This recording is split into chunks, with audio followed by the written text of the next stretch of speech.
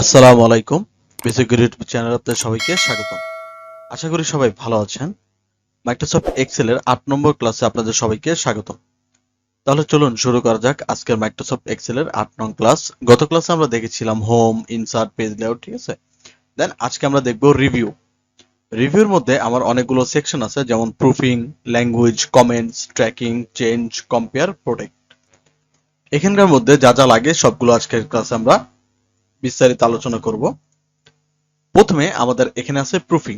তো প্রুফিং এর প্রথমে আছে স্পেলিং এবং গ্রামার।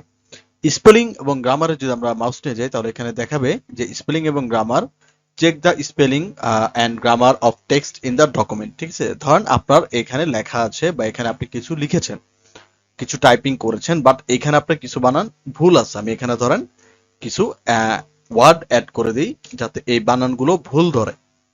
ঠিক আছে, আমি এখান থেকে কিছু বানানকে ভুল করি যাতে এখানে আমার বানানটাকে ভুল ধরে।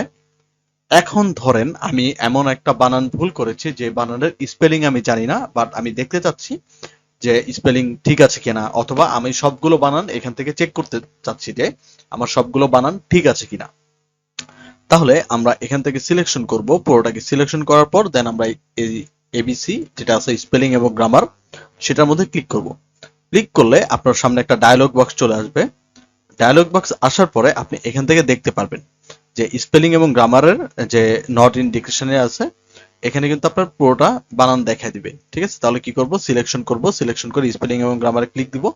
ক্লিক দিলে এখানে দেখতে পারবেন যে প্রথমে আপনার বানানটা কি ভুল ধরেছে। এখানে দেখেন প্রথমে বানান ধরছে গ্যালারি, এবং নিচে দেখেন সাজেশন দেওয়া আছে, মানে অরিজিনাল বানান যেটা হবে সেটা কিন্তু এখানে দেওয়া আছে।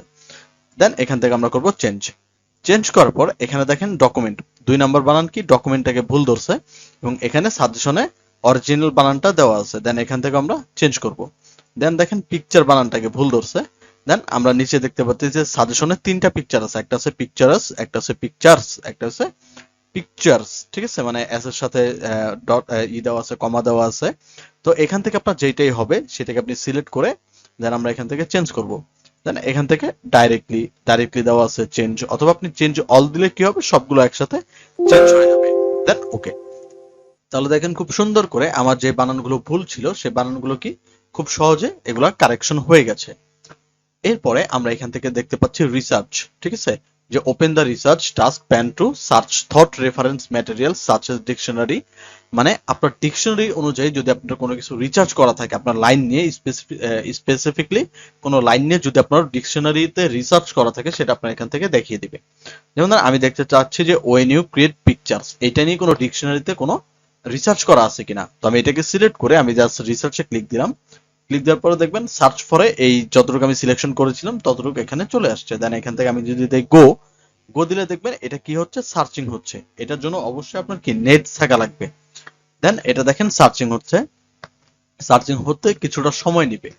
সময় নেওয়ার পর এটা আমাকে দেখায় দিবে যে কতটুক আমার এটা কিসের উপরে রিসার্চ করা আছে বা রিসার্চ করা নেই, এটা আপনার এখান থেকে বলে দিবে। যদি দেখা গেছে কোনো রিসার্চ করা না থাকে তাহলে সেক্ষেত্রে কোনো রেজাল্ট আসবে না। দেন এই যে আমরা দেখতে পাচ্ছি যে এখানে কি নো রেজাল্ট ওয়ার ফাউন্ড, তার মানে কি এখানে এটা এই লাইন নিয়ে কোনো স্পেসিফিক কোনো রিসার্চ করা নাই ডিকশনারি আকারে। ঠিক আছে, যদি কোনো স্পেশালি কোনো রিসার্চ করা থাকে তাহলে সেটা আপনার এখান থেকে অটোমেটিক ভাবে দেখিয়ে দিবে। দেন আমরা 3 নম্বর অপশনে দেখতে পাচ্ছি যে থিসারাস এখানে আছে। আমরা যদি থিসারাসে ক্লিক করি, থিসারাসে ক্লিক করলে এখান থেকে দেখবেন একটা সার্চ বক্স চলে আসছে, সবগুলো রিসার্চের অংশ। ঠিক আছে, সার্চ বক্স চলে আসছে। ধরেন আমি কোনো ওয়ার্ডের এক ভার্ব, অ্যাডভার্ব, অ্যাডজেক্টিভ, ঠিক আছে, তারপরে আপনার নাউন, প্রোনাউন এগুলো দেখতে চাই, তাহলে সেই ক্ষেত্রে আমি জাস্ট সার্চ ফরে লিখে দিব। ধরেন আমি এখান থেকে কি পিকচারটাকে ইউজ করতে চাচ্ছি না, আমি এখান থেকে অ্যাডভান্স একটা ওয়ার্ড ইউজ করতে চাচ্ছি যে এই পিকচার নাউন, প্রোনাউন বা ভার্ব, অ্যাডভার্ব কি আছে সেটা আমি এখান থেকে দেখতে চাচ্ছি। তাহলে আমি জাস্ট কি করব, এই পিকচার লেখাটাকে কি করব, কপি করব। ঠিক আছে, এই পিকচার লেখাটাকে আমি এখান থেকে কপি করব। কপি করে আমি এই যে সার্চ বক্সে এনে রাইট বাটন ক্লিক করে পেস্ট করে দিব। দেন এখান থেকে আমি দিব গো। গো দিলে এখান থেকে আপনি দেখতে পারবেন যে ইমেজ আকারে নাউন, ঠিক আছে, নাউন আকারে কি ইমেজ হয়, তারপরে ডেপিকশন হয়, পোর্ট্রেট হয়, ফটোগ্রাফ হয়, ফটো হয়, প্রিন্ট হয়, তারপর ইম্বডিমেন্ট মানে আপনার এপিটম, তারপরে এসেন্স, ঠিক আছে, ইমেজ, মডেল, মোল্ড, সবগুলো মানে কি পিকচারই হয়। এরপরে মুভি আকারে হয়, পিকচারটা অনেক সময় মুভি আকারে নাউনের নাম হয়, যেমন movie, film, Flick, feature, adventure, ঠিক আছে, মোশন পিকচার। তারপরে ভার্ব আকারে আপনার ইমেজিন, ভিজুয়ালাইজ, ঠিক আছে, সি, এগুলো হয়। তো আমরা এখান থেকে যে ওয়ার্ডটার ভার্ব, নাউন, অ্যাডভার্ব দেখতে চাই সেই ওয়ার্ডটা জাস্ট আমরা লিখে দিব। মানে আমি যদি এখান থেকে ডিলিট করে আমি নিজের ইচ্ছে মতো লিখলাম মানি, মানি লিখে আমি যদি এখান থেকে গো দিই, তাহলে এখান থেকে দেখতে পারবেন যে ক্যাশ, মানে নাউন আকারে কি হয়, cash, currency, change, ready, coinage, toast, dough, bread, ঠিক আছে, এগুলা কি টাকার মানে যে নামটা আছে সেগুলা। এরপরে সম্পদ মানে ওয়েলথ, ওয়েলথ আকারে কি হয়, ওয়েলথ, ক্যাপিটাল, ইনকাম, ঠিক আছে, উইথ ওয়েল, স্টক, অ্যাফ্লুয়েন্স, ঠিক আছে, এইভাবে। তো অ্যাজ ইউজুয়াল আপনি এখান থেকে যেটা লিখে দিবেন সেই আকারেই সেই ওয়ার্ডের নাউন, প্রোনাউন, ভার্ব যদি থাকে তাহলে আপনাকে অটোমেটিক ভাবে এখান থেকে দেখিয়ে দিবে, ঠিক আছে। দেন এখানে আছে দেখেন ওয়ার্ড কাউন্ট। তো আমরা যদি ওয়ার্ড কাউন্টে ক্লিক করি তাহলে আমাদের ওয়ার্ড কাউন্টের সামনে একটা বক্স চলে আসবে। এই বক্সের স্ট্যাটিস্টিক লেখা থাকবে। যেমন এখানে আমার পেজ আছে কয়টা, একটা। যে আমি যদি এখানে খেয়াল করি আমার এখানে পেজ আছে একটা। ওয়ার্ড আমি যে এতটুক লিখছি এই এতটুক লেখার মধ্যে আমার ওয়ার্ড আছে 185টা। মানে সিঙ্গেল যে অন দা ইনসার্ট ট্যাব, এইভাবে আমার ওয়ার্ড আছে 185টা। ক্যারেক্টার নো স্পেস, মানে স্পেস ছাড়া ক্যারেক্টার আছে আমার 899টা। যেমন ও এন, অন, অনের মাঝখানে কি স্পেস নাই, তারপরে দা, এরকম আমার স্পেস ছাড়া ক্যারেক্টার আছে আপনার 899টা। এবং উইথ স্পেস, ঠিক আছে, উইথ স্পেস আমার এখান থেকে কতগুলো আছে, 1080টা। তার মানে 1081টা আমার কি আছে, উইথ স্প্রেড ক্যারেক্টার আছে। তারপরে প্যারাগ্রাফ, এখানে 3টা প্যারাগ্রাফ আছে, যেমন অন দা থেকে উইথ লুক পর্যন্ত একটা প্যারাগ্রাফ, ইউ থেকে ডাইরেক্টলি একটা প্যারাগ্রাফ, টু থেকে টেমপ্লেট একটা প্যারাগ্রাফ। তাহলে এখান থেকে আমরা 3টা প্যারাগ্রাফ দেখতে পাচ্ছি। দেন এখান থেকে লাইন দেখতে পাচ্ছি 12টা। এখন এখানে যদি আমি এটাকে কি করি, কপি করি, কপি করার পর আমরা যদি নিচে এটাকে কি করি, পেস্ট করি, রাইট বাটন ক্লিক করে পেস্ট করি, এখন দেখবেন আমার এগুলো কি বেড়ে যাবে। আমি যদি আবার ওয়ার্ড কাউন্টে ক্লিক করি তাহলে দেখবেন এগুলো লাইন কয়টা আছে, 25টা, আগে ছিল 12টা। প্যারাগ্রাফ 3টা, আগে ছিল কি 3টা, এখন হচ্ছে 6টা। তাহলে সবকিছু কি ডাবল ডাবল হয়ে গেছে। তাহলে এইভাবে করে আমার এখানে কয়টা ওয়ার্ড আছে, কয়টা পেজ আছে, কয়টা ক্যারেক্টার আছে, কয়টা প্যারাগ্রাফ আছে এবং কয়টা লাইন আছে সবগুলো আমরা কি এখান থেকে দেখতে পারি, ঠিক আছে। আশা করি আপনারা প্রুফিং এর স্পেসটা বুঝেছেন। এখন আমরা চলে যাব ল্যাঙ্গুয়েজে। ল্যাঙ্গুয়েজের প্রথম যে অপশনটা আছে সেটা এখানে আছে ট্রান্সলেট এবং ল্যাঙ্গুয়েজ। তো আমরা ট্রান্সলেট মানে কি, কোনো লেখাকে অন্য ভাষায় বা অন্য ল্যাঙ্গুয়েজে ট্রান্সলেট করাকে বোঝাই। তো ধরেন আমি এখানে লিখতেছি যে মাই মাই চ্যানেল, ঠিক আছে, channel name name is basic গুরু। দেন আমি কি করব, এটাকে সিলেকশন করব। সিলেকশন করার পর এখান থেকে আমাদের যে ট্রান্সলেটটা আছে সেটাই চলে যাব। দেন এখান থেকে যে মাঝখানে যেটা আছে যে ট্রান্সলেট সিলেক্টেড টেক্সট, আমি এটাকে ক্লিক করব। ক্লিক করার পাশাপাশি দেখবেন এখানে একটা রিসার্চের বক্স চলে আসছে, ঠিক আছে। দেন এখানে আমরা দেখতে পাচ্ছি যে চ্যানেল দা বেসিক গুরু নেম, এটাকে আমরা যদি রিসার্চ করি তাহলে দেখবেন এখানে অটোমেটিক ভাবে চলে আসবে যেখানে আপনি কোন ভাষায় এটাকে ট্রান্সলেট করবেন। তো যেমন আমি এটাকে হিন্দি করছি তাহলে দেখেন এখানে হিন্দি চলে আসছে। আমি যদি এটাকে রাশিয়ান করি তাহলে দেখবেন এই যে এখানে রাশিয়ান ভাষা চলে আসছে। এটাকে যদি আমি উর্দু করি তাহলে দেখবেন এখানে উর্দু ভাষাটা চলে আসছে, ঠিক আছে। দেন আমরা কি করব, এই যে এয়ার বাটনে ক্লিক করে এটাকে কপি করব। কপি করার পর যেখানে আমি রাখবো সেখানে আমি রাইট বাটন ক্লিক করে পেস্ট করে দিব। তাহলে দেখবেন এই যে my channel name is basic গুরু, এটা কি হয়েছে, উর্দুতে হয়ে গেছে। দেন আমি এটাকে কি করব, আমি এটাকে ধরেন একটা ভাষা নেই, আমি এখান থেকে ধরেন হিন্দিতে নেই। এখান থেকে আমরা হিন্দিটাকে সিলেক্ট করি। দেন এই যে এখানে দেখবেন চলে আসবে, এটা বক্স বক্স আকারে থাকবে। তো রাইট বাটন এর বাটনে ক্লিক করে আমরা যদি কপি করি, কপি করার পর আমরা নিচে চলে যাব। দেন কন্ট্রোল ভি মানে পেস্ট। তাহলে দেখবেন যে মেরা চ্যানেল কা নাম বেসিক গুরু হয়, ঠিক আছে। এইভাবে আমার কি করে দিবে, প্রত্যেকটা জিনিস আপনাকে ট্রান্সলেট করে দিবে। একমাত্র বাংলা ভাষা ছাড়া মানে বেঙ্গলি ছাড়া আপনি এখান থেকে সব ধরনের মানে ম্যাক্সিমাম অনেক ধরনের দেশের ভাষায় আপনি এখান থেকে ট্রান্সলেট করে নিতে পারবেন, ঠিক আছে। বাংলাকে যেহেতু ওরা আপনার ল্যাঙ্গুয়েজ হিসেবে ধরে না, মানে ল্যাঙ্গুয়েজের ট্রান্সলেশন ল্যাঙ্গুয়েজ হিসেবে ধরে না, সেই ক্ষেত্রে আমাদের কি সেটা বাংলাটা পাবো না আমরা, ঠিক আছে। আমরা আবার এখান থেকে কেটে দিব। আপনি এখান থেকে জাস্ট লিখে দিবেন, লিখে দেওয়ার পর জাস্ট এখান থেকে আপনি কনভার্ট করে নেবেন, তাহলে দেখবেন আপনি সেই ভাষায় কি ট্রান্সলেট হয়ে যাচ্ছে। দেন আমরা এখান থেকে ল্যাঙ্গুয়েজে যাব। ল্যাঙ্গুয়েজ থেকে এই যে ল্যাঙ্গুয়েজ যেটা আছে এটা আমাদের সেটিং ল্যাঙ্গুয়েজ, মানে আপনার যদি মাইক্রোসফট ওয়ার্ড ডকুমেন্টে ল্যাঙ্গুয়েজ চেঞ্জ হয়ে যায় সেক্ষেত্রে আপনি এখান থেকে কি করতে পারেন, ল্যাঙ্গুয়েজ প্রিফারেন্সে গিয়ে এখান থেকে আপনি কি করতে পারেন, ইংলিশটাকে সিলেক্ট করতে পারেন। এখান থেকে ইংলিশ সিলেক্ট করতে পারেন বা মাইক্রোসফট উইন্ডোজ ডিফল্ট সিলেক্ট করতে পারেন। ঠিক আছে, মানে আপনার ভাষা যদি কখনো চেঞ্জ হয়ে যায় বা অন্য কোনো ভাষা অ্যাড হয়ে যায়, তাহলে সেই ক্ষেত্রে আপনি এখান থেকে কি ইংলিশ অথবা ম্যাচ মাইক্রোসফট উইন্ডোজ এখান থেকে আপনি সিলেক্ট করে জাস্ট ওকে দিলে দেখবেন আপনার মাইক্রোসফট ওয়ার্ড ডকুমেন্টের যে ল্যাঙ্গুয়েজ যদি চেঞ্জ হয়ে যেত সেটা কি আপনার অটোমেটিক ভাবে ঠিক হয়ে যাবে।